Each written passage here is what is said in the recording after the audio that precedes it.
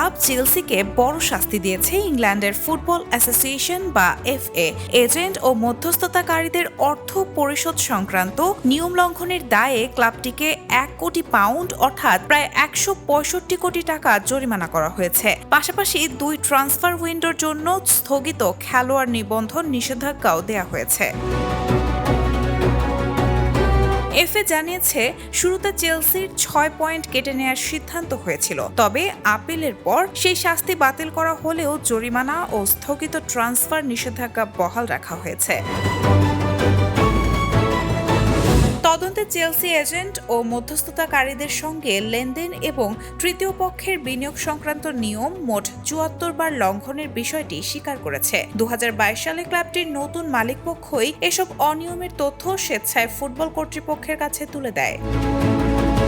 Raihana moon, the news.